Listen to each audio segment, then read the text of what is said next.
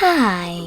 In front of me is Huawei Nova 11 and today I would like to show you how you can turn on or off autocorrection. You need to open device's settings first and scroll all the way down to access system and updates. Now tap on languages and input and your default keyboard, in my case Microsoft One. Over here tap on typing and click on this switcher next to autocorrect feature. This way you will easily switch it on or off. If you are using Celia keyboard though, click on it instead.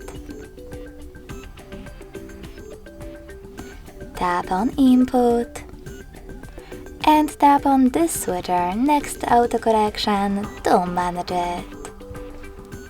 Thanks so much for watching. If you enjoyed this video, don't forget to leave a like, comment and subscribe. Bye!